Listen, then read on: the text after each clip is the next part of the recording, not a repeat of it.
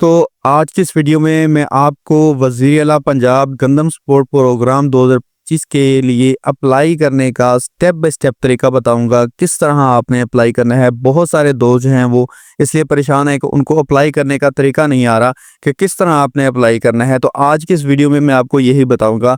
और बहुत सारे दोस्त कह रहे हैं कि जी 15 मई जो है वो ये डेट ख़त्म हो चुकी है।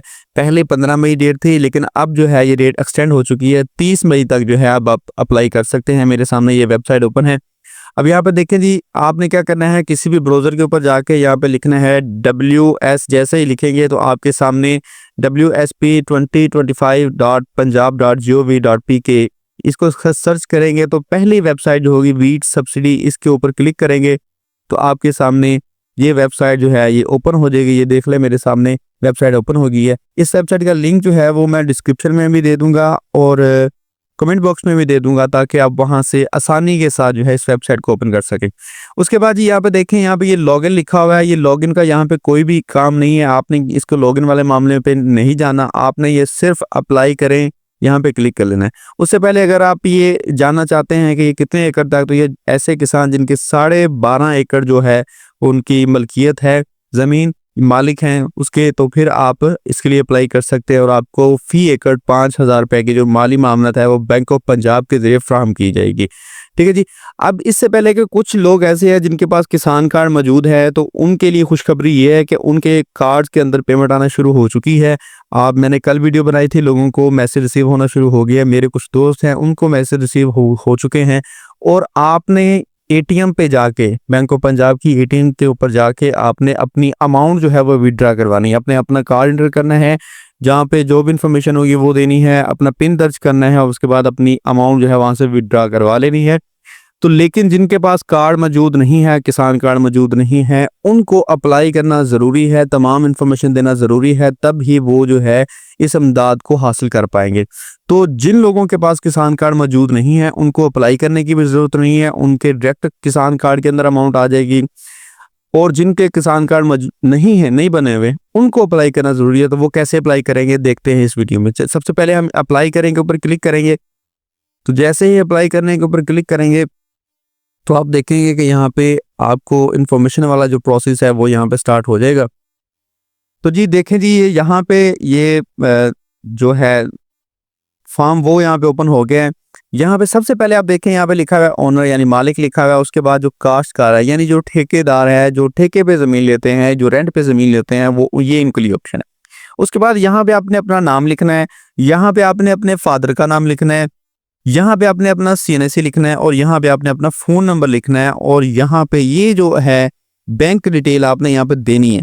ये अहम नहीं है लेकिन फिर भी आपने यहाँ पे देनी है, क्योंकि आपकी ये जो अमाउंट है वो बैंक में ही ट्रांसफ़र की जाएगी। ये देखें, ये इनके ऊपर डॉट लगा हुआ है, ये स्टार बना हुआ है, तो ये लाजमी तौर पे देने हैं। और ये जो है आप अगर नहीं है आपके पास तो आप नहीं भी दे सकते, लेकिन ज़्यादातर यही है कि ये अमाउंट जो है आपके बैंक अकाउंट में डायरेक्ट ट्रांसफ़र की जाएगी। तो इसलिए बेहतर ये है कि आप यहाँ पे अपना अकाउंट नंबर लिखें, किसी भी बैंक का। अगर आपका अकाउंट बना हुआ है, किसी भी बैंक का बना हुआ है, तो आपने यहाँ पे बैंक सेलेक्ट कर लें और उसके बाद उसका IBN नंबर, एक होता है अकाउंट नंबर और एक होता है IBN नंबर। तो यहाँ पे आपने IBN नंबर देना है। अच्छा, इसके बाद अगर आपके पास जायज़ कैश है तो आप जायज़ कैश का अकाउंट नंबर दे सकते हैं, IBN नंबर दे सकते हैं, या इजी पैसा का भी दे सकते हैं। वो आप यहाँ से देखें, अगर यहाँ पे लिखा होगा तो जी नहीं, सॉरी, तो यहाँ पे वो नहीं लिखा हुआ, यहाँ पे सिर्फ बैंक की हैं। यहाँ पे आप देखें ना, मैंने देखा नहीं है पहले, तो यहाँ पे जायज़ कैश और वो नहीं है यहाँ पे। तो आपने यहाँ पे सिर्फ और सिर्फ बैंक के नंबर देने। अगर नहीं है तो फिर इनको छोड़ दें, अगर आपका नंबर नहीं बना, अकाउंट नंबर नहीं बना हुआ। अच्छा, उसके बाद यहाँ पे 2 बातें आप लाजमी समझ लें। यहाँ देखें ऐड लैंड है और यहाँ पे लैंड की इंफॉर्मेशन है। यहाँ पे सबसे पहले तो आपने अपना डिवीजन लिखना है कि जो आपका डिवीजन है। उसके बाद आपने डिस्ट्रिक्ट लिखना है, उसके बाद अपनी तहसील लिखनी है और उसके बाद आपने मौज़ा लिखना है, यानी जहाँ पे आपका ज़मीन होगी। यानी फ़र्ज़ कर लें, मैं अगर कहता हूँ कि यहाँ पे जो मेरा बहावलपुर है, डिस्ट्रिक्ट मेरा जी, डिस्ट्रिक्ट भी बहावलपुर है, तहसील जो है मेरी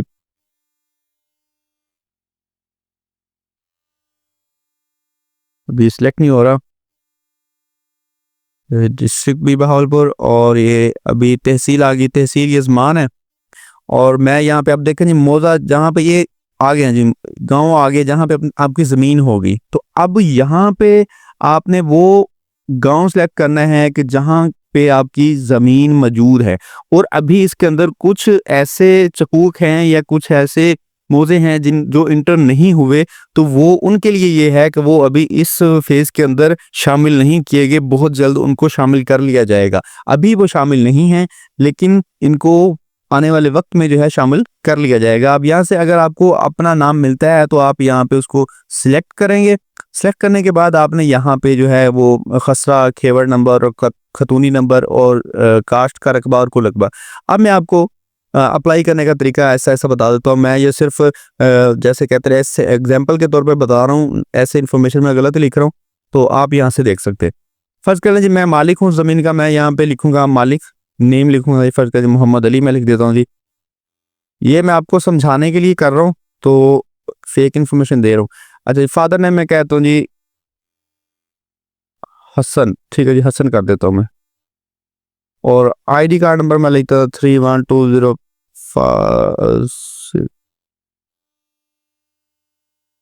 ठीक है जी, ये मैंने आईडी कार्ड लिख दिया। अब राब्ता नंबर भी मैं ऐसे लिख देता हूँ, ठीक है जी, ये राब्ता नंबर लिख दिया। अब बैंक अकाउंट जो है अगर तो मेरे पास है तो मैं यहाँ पे लिख दूंगा, अगर नहीं है तो फिर जो है मुझे ज़रूरत नहीं है लिखने की, क्योंकि ये इतना यहाँ पे देख लें स्टार नहीं लगा हुआ। तो आप अगर इसको नहीं भी लिखेंगे तो फिर क्या होगा, आपको बैंक जाना पड़ेगा। जब भी आपको ये मैसेज आएगा कि आपकी पेमेंट आ चुकी है तो आपको बैंक जाना पड़ेगा। तो ऐसे अगर आप यहाँ पे लिख देते हैं अकाउंट नंबर लिखते हैं तो डायरेक्ट पेमेंट जो है वो आपके बैंक अकाउंट में ट्रांसफर हो जाएगी, आप आराम से निकाल सकते हैं उसको जाके। नहीं तो फिर इस तरह होगा कि आपको मैसेज आएगा, फिर आपने मैसेज लेके जाना होगा बैंक में, वो फिर प्रोसेस और हो जाएगा। तो अगर आपके पास बैंक है, फर्ज करें मेरे पास हबीब बैंक का वो अकाउंट है, तो मैं यहाँ पे लिखूंगा, फिर यहाँ पे मैं उसका आईबीएन नंबर भी लिख सकता हूँ, अकाउंट नंबर भी लिख सकता हूँ। ये देखिए अकाउंट नंबर भी और आईबीएन नंबर भी। अगर आपको अकाउंट नंबर याद है तो अकाउंट नंबर लिख दें, अगर आईबीएन नंबर है तो आईबीएन नंबर लिख दें, लेकिन बेहतर यही है कि आप आईबीएन नंबर लिखें। ठीक है जी, वो ऐसे होता है जैसे फर्ज कर लीजिए ऐसे हर बैंक का यहाँ से स्टार्ट होता है, तो इस तरह जी, इस तरह होगा जैसे ये बैंक में ये इसका लिख रहा हूँ, तो ये हर बैंक का ऐसे होता है। ठीक है, तो ये लंबा जाएगा यहाँ से, तो ये आपने यहाँ पे आईबीएन नंबर वगैरह लिख देना है। उसके बाद जो है यहाँ पे लैंड इन्फॉर्मेशन है। सबसे पहले मैं कहता हूँ, जैसे मैंने आपको बताया कि बहावलपुर डिवीजन लिख दिया मैंने, बहावलपुर ज़िला लिख दिया, तहसील यजमान लिख दी, और उसके बाद मैं अपना मौज़ा जो है वो सिलेक्ट कर लेता हूँ। यहाँ से जी फर्ज कर लीजिए मैं 100 DB सेलेक्ट कर लेता हूँ। अब यहाँ पे ये जो है खसरा नंबर और खेवर नंबर और खतूनी नंबर, ये जो 3 चीज़ें हैं आपको या तो आपकी फ़र्द के ऊपर मिलेंगी, या फिर आप किसी भी पटवारी जो आपके मुतलका पटवारी है उससे इन्फॉर्मेशन लेंगे कि मेरा खेवर नंबर बता दो, खतूनी नंबर बता दो, खसरा नंबर बता दो, या फिर लैंड रिकॉर्ड के ऑफिस जाके आपका कोई दोस्त है तो उसको कह के बगैर फ़र्द निकलवाए उससे आप ये इन्फॉर्मेशन ले सकते हैं। अगर कोई वहाँ पे आपका जानने वाला होगा तभी निकाल के देगा, नहीं तो आपको फ़र्द निकलवानी होगी ये सब मालूमात लेने के लिए। तो अब देखिए जी, अब यहाँ पे जो है, यहाँ पे जो खसरा नंबर है ये आपका एकड़ नंबर होगा, यानी किला नंबर होगा, यानी कि होता ना जैसे कि ये मुरब्बे ये आपका वो मुरब्बा हो गया, उसके बाद आपका किला नंबर होगा कि 1 2 3 4 5 या ये। तो आपने यहाँ पे वो लिखना है, वो आपने एकड़ नंबर लिखना है कि जिस एकड़ के अंदर आपकी गंदम काश्त की गई है। फर्ज करें मेरे जो है एकड़ नंबर 1 से लेकर 5 के अंदर गंदम काश्त की गई है, तो मैं लिखूंगा 1 2 3 4 और 5। ठीक है जी, ये आ गया कि यहाँ पे मेरे इन इन एकड़ के अंदर मैंने गंदम काश्त की हुई है। यहाँ पे खेवर नंबर फर्ज कर लें जी, ये है जी मेरी, ठीक है, मैं यहाँ पे कहता हूँ जी 54/3, ये मेरा खेवर नंबर आ गया। उसके बाद खतूनी नंबर जो मैं कहता हूँ जी मेरा जी खतूनी नंबर आ गया। किसी का ऐसे होगा, किसी का बिल्कुल सिंपल होगा, मैं कहता हूँ जी ये मेरा जी खतूनी नंबर आ गया। ठीक है जी, उसके बाद गंदम का ज़ेरे काश्त रकबा। अब यहाँ पे 2 चीज़ें समझने वाली, यहाँ पे है गंदम का ज़ेरे काश्त रकबा और यहाँ पे है टोटल रकबा, यानी आपका टोटल रकबा कितना है। फर्ज करें जी मैं कहता हूँ मेरा टोटल रकबा है 10 एकड़ है, और यहाँ पे मैंने काश कितना किया हुआ है ये देख लें, ये मैंने लिखा हुआ है, ये देखें 1 2 3 4 5, यहाँ पे मैंने 5 एकड़ काश किया हुआ, तो ये देखें जी 5 एकड़ मैंने काश किया हुआ है। ठीक है जी, तो ये है हमारा कुल रकबा 10 एकड़ और हमने 5 एकड़ जो है वो काश किया हुआ है। अच्छा जी, अब ये आगे हमने वो चीज़ लिख दी कि जिसके हम खुद मालिक हैं। ठीक है जी, ये हमने वो इन्फॉर्मेशन लिख दी। तो अब हम क्या करेंगे, इसको यहाँ पे ऐड लैंड कर देंगे। ठीक है जी। अब जैसे ही ऐड लैंड करेंगे तो ये देखें आपके सामने ये ऑप्शन यहाँ पे आ गया और यहाँ पे एक लैंड का मुतलका एक और ऑप्शन आ गया, ये देखें जी। ठीक है जी, लैंड का यहाँ पे एक और आ गया यहाँ पे। तो फिर अब हम क्या करेंगे, तो यहाँ पे हम दोबारा जो है इसको इंफॉर्मेशन सेलेक्ट करेंगे, वो वाली इंफॉर्मेशन जो हमने ठेके के ऊपर ली हुई है। ठीक है जी, जो हमने यहाँ पे ठेके के ऊपर ली हुई है वो फिर हम यहाँ पे उसी का यहाँ पे सारी इंफॉर्मेशन वैसे ही लिखेंगे जैसे यहाँ पे हमने ली है। वो इंफॉर्मेशन लिखने के बाद जो है हम क्या करेंगे जी, इस एप्लीकेशन को यहाँ पे ये कैप्चा पुट करके करने के बाद जो है यहाँ पे सबमिट कर देंगे।